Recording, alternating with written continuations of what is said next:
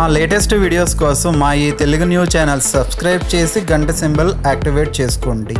రేపు బుధవారం, పైగా చతుర్థి తిథి కలిసి వచ్చింది. అయితే ఈరోజు గుమ్మం దగ్గర ఈ పువ్వును పెడితే అప్పులు కష్టాలు అన్నీ కూడా తీరిపోయి ఇంట్లో డబ్బుల వర్షం కురిపిస్తుంది, కుబేరులు అవ్వటం ఖాయం అని పండితులు చెప్తూ ఉన్నారు. మరి బుధవారం రోజు గుమ్మం దగ్గర ఏ పువ్వు పెట్టాలో తెలుసుకునే ముందు ఒక చిన్న కథను విందాం. వినాయకుడి తమ్ముడు సుబ్రహ్మణ్యేశ్వర స్వామి చాలా అందంగా ఉంటాడు. అన్న కంటే ముందు తమ్ముడి పెళ్ళి కుదిరింది. అంగరంగ వైభోగంగా జరిగింది పెళ్ళి. ఎక్కడెక్కడి దేవతలు సుబ్రహ్మణ్య స్వామి పెళ్ళికి వచ్చేశారు. దాన్ని చూసిన తర్వాత వినాయకుడికి కూడా అనిపించింది తనకు పెళ్ళైతే బాగుంటుంది కదా అని. పెళ్ళి హడావుడి తగ్గే వరకు ఆగి ఆ తరువాత అమ్మ పార్వతీదేవి ఖాళీగా కూర్చున్నప్పుడు దగ్గరకు వెళ్ళి నిలబడ్డాడు వినాయకుడు. అమ్మ, తమ్ముడు పెళ్ళి చేశావు కదా, మరి నా పెళ్ళి ఎప్పుడు చేస్తావు అని అడిగేశాడు. పాపం పార్వతమ్మ దిగాలుగా తన ముద్దుల పెద్ద కొడుకు వైపు చూసింది. లోపలే బాధపడింది. చిన్నవాడు సుబ్రహ్మణ్యమేమో ఎంతో అందంగా ఉంటాడాయే, దాంతో వాళ్ళు పిలిచి మరీ పిల్లనిచ్చిరి. మరి నువ్వేమో ఏనుగు తలతో పొడగాటి తొండంతో ఉంటావాయే. పోనీలే అంటే మేం ఎంత చెప్పినా వినక అందరూ పెట్టిన కుడుములు ఉండ్రాళ్ళు వడపప్పు తిని తిని అందరూ పోసిన పానకం తాగి తాగి బొజ్జ పెంచావాయే. నీకు పిల్లనిస్తామని ఇప్పుడు ఎవ్వరు ముందుకు రావట్లేదు కదా నాన్న అని మనసులోనే బాధపడింది. అయినా ఈ సంగతి పిల్లవాడికి ఎట్లా చెప్తుంది? చిన్నబుచ్చుకుంటాడు కదా. అందుకని పైకి ఏమందంటే, మరే బాబు, నువ్వు వెళ్ళి పెళ్లి కూతురి కోసం ఒక కొత్త కోక మంగళసూత్రాలు పట్టుకురా నాయన, నేనేమో ఈలోగా పిల్లను చూస్తాను అని బుజ్జగించి పంపివేసింది. ఊపిరి పీల్చుకుంది. అమ్మయ్య, ఇప్పటికైతే సమస్య తగ్గింది అనుకుంటూ ఉంది. అయితే వినాయకుడికి ఇదేమీ తెలియదు కదా. వెంటనే ఆనందంగా తన ఎలుక వాహనమెక్కి భూలోకానికి వచ్చేశాడు. వచ్చి అలసిపోయి ఒక చెట్టు క్రిందన అరుగు మీద కూర్చున్నాడు. ఆ అరుగు చుట్టూతా ఏవేవో గింజలు పడి ఉన్నాయి. ఆ సమయంలో అక్కడి గింజలు ఏరుకు తినేందుకు అక్కడికి ఒక కోడిపుంజు వచ్చింది. వినాయకుడి దాన్ని చూసి, ఓ కోడిపుంజు, ఒకసారి ఇలారా అని పిలవగానే నన్ను పేరు పెట్టి పిలుస్తూ ఉన్నారు ఎవరా అని దగ్గరకొచ్చింది కోడిపుంజు. చూడగా అక్కడ అరుగు మీద వినాయకుడు కూర్చుని ఉన్నాడు. దాంతో అది సంతోషంతో ఉబ్బి తబ్బిబ్బైపోతూ గబాలన దగ్గరికి వచ్చి రెక్కలు మడిచి నమస్కరిస్తూ, చెప్పండి స్వామి, కుశలమేనా? నన్ను పిలిచారెందుకు అని అడిగింది. ఓహో కోడిపుంజు, నీ రెక్కలు ఎంత అందంగా ఉన్నాయి, నీ జుట్టు కిరీటంలాగా ఎంత బాగుంది, నువ్వు చెప్పిన పనులల్లా చాలా చక్కగా చేస్తావని, సమయపాలన అంటే ఏంటో నీ నుండే నేర్చుకోవాలని అందరూ చెప్తూ ఉంటారు. మరి నువ్వు నాకు ఓ పని చేసి పెడతావా? చకచకా వెళ్ళి నాకు కొత్త కోక తెచ్చిపెట్టు, మా అమ్మ నాకు పెళ్ళి చేస్తుందట అన్నాడు. అంత పెద్ద స్వామి తనను పొగిడేశాడే అని కోడిపుంజు చాలా సంతోషించింది. దానిది ఏముంది స్వామి, ఒక్క నిమిషంలో పెద్ద బజారు వెళ్ళి వినాయకుడి పెళ్ళికి కొత్త కోక కావాలి అని అడిగి తెచ్చేస్తా స్వామి, ఇక్కడే ఉండండి వచ్చేస్తాను అని వేగంగా వెళ్ళిపోయింది కోడిపుంజు. అంతలో అక్కడ మొలిచి ఉన్న పచ్చగడ్డిని తినేందుకు గొర్రెపోతు ఒకటి అటుగా వచ్చింది.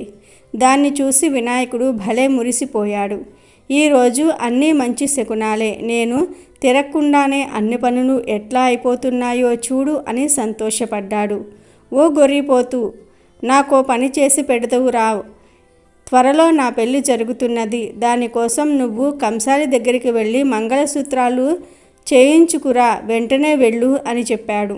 గొర్రెపోతు, ఓహో అట్లానా స్వామి, అయితే మాకు పప్పన్నం దొరుకుతుందన్నమాట, ఇదిగో ఇప్పుడే వెళ్ళి తెస్తాను, అదెంతలోకి మీరిక్కడే ఉండండి అని చెప్పి ఇప్పుడే కంసాలి దగ్గరికి వెళ్ళి పట్టుకు వచ్చేస్తాను చూడండి అంటూ వెళ్ళింది. వినాయకుడు అక్కడే ఓ కునుకు తీశాడు. ఆయన లేచి చూసేసరికి సాయంకాలమైంది. పోయిన వాళ్ళిద్దరూ కూడా ఇంకా తిరిగి రాలేదు. ఇంకా దాంతో వినాయకుడే మెల్లగా ఎలుక వాహనమెక్కి బయలుదేరాడు ఇద్దరిని వెతుక్కుంటూ. కొంత దూరం వెళ్ళేసరికి కోడిపుంజు కనిపించింది. ఏం కోడిపుంజు, నా కొత్త కోక ఎక్కడా అని అడిగాడు దాన్ని. అదన్నది, స్వామి మీకోసం కొత్త కోక తీసుకువస్తున్నా. అంతలో అక్కడ నాకు ఒక జొన్న కంకి కనిపించింది. దాన్ని చూడగానే విపరీతంగా ఆకలి వేసింది. ఒక కంకి తినేసి వద్దాం అని మీ కొత్త కోకను పక్కన పెట్టి కంకి తినేసి వచ్చాను. మళ్ళీ చూస్తే కోక లేదు. దాంతో ఇక మధ్యాహ్నం నుండి దాన్నే వెతుకుతూ తిరుగుతూ ఉన్నానయ్యా అని అంది. దానికి వినాయకుడు, చూడు కోడిపుంజు, నువ్వు కొత్త కోక తీసుకువస్తేనే నా పెళ్ళి. అందుకని త్వరగా వెళ్ళి వెతుక్కురా, లేకపోతే ఎలుక చేత నిన్ను కొరికించేస్తాను, జాగ్రత్త అని బెదిరిస్తాడు. దాంతో కోడిపుంజు కొత్త కోకో అని అరుచుకుంటూ ఆ కొత్త కోక కోసం ఈనాటికి వెతుకుతూనే ఉంది. పాపం ఆ అరుపేనట మనకు కొక్కరొక్కో అని వినబడేది. కోడిపుంజి కోక తేకపోయేసరికి ఇక సరేలే అని వినాయకుడు గొర్రెను వెతుక్కుంటూ ఆ బజారు ఈ బజారు తిరుగుతూ ఉన్నాడట.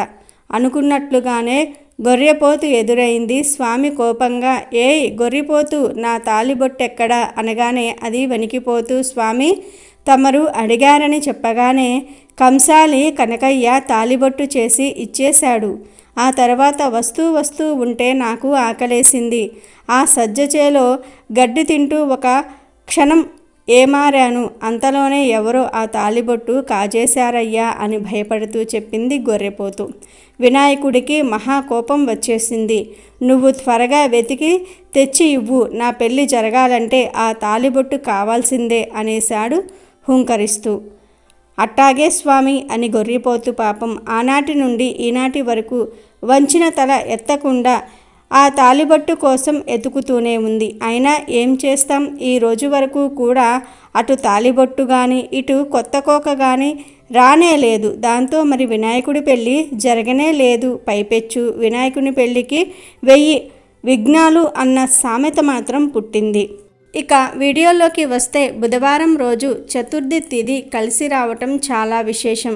ఎందుకంటే బుధవారం అన్న, చతుర్థి తిథి అన్న వినాయకుడికి చాలా ఇష్టం. ఈరోజు ఆడవారు చక్కగా ఉదయమే నిద్రలేచి స్నానం చేసుకొని ఇంటినంతా కూడా శుభ్రం చేసుకొని ప్రధాన ద్వారం గుమ్మం దగ్గర పచ్చటి రంగులో ఉండే పుష్పాలను 2 వైపులా కూడా పెడితే లక్ష్మీదేవి అనుగ్రహం లభిస్తుంది. ఆకుపచ్చ రంగు పూలు దొరకని వారు గరికను అయినా సరే గుమ్మానికి 2 వైపులా కూడా పెడితే కష్టాలు సమస్యలు పోతాయి, కుబేరులుగా మారిపోతారు. ఇలా గుమ్మానికి 2 వైపులా పూలను లేదా గరికను పెట్టే ముందు ఖచ్చితంగా గుమ్మాన్ని శుచిగా కడిగి పసుపు రాసి కుంకుమ బొట్లు పెట్టుకోవాలి. ఇలా బుధవారం రోజు, అందులోనూ చతుర్థి తిథి కలిసి వచ్చిన బుధవారం రోజు గుమ్మం దగ్గర ఈ పరిహారం చేస్తే ఖచ్చితంగా లక్ష్మీదేవి అనుగ్రహం మరియు వినాయకుని అనుగ్రహం లభిస్తుంది. కానీ ఒక విషయాన్ని గుర్తుపెట్టుకోండి, ఈ పనులన్నీ కూడా ఉదయం 5 నుండి 7 గంటల మధ్యలో చేసేయాలి. ఇలా చేసిన తర్వాత ఇంట్లో గణపతిని గరికతో ఎర్రటి మందార పూలతో పూజించుకోవాలి. గణపతి ఫోటో ముందు కొబ్బరి నూనెతో దీపం వెలిగించుకోవాలి. ఇలా చేస్తే తప్పక మీ సమస్యలు తొలగి ఐశ్వర్యం సిద్ధిస్తుంది. కాబట్టి మీరు కూడా రేపు చతుర్థితో కూడిన బుధవారం రోజు గుమ్మం దగ్గర ఈ చిన్న పరిహారం చేసి శుభ ఫలితాలను పొంది సంతోషంగా జీవించండి. వీడియో నచ్చితే లైక్ చేయండి, షేర్ చేయండి, బట్ సబ్స్క్రైబ్ చేసుకోవడం మర్చిపోవద్దు.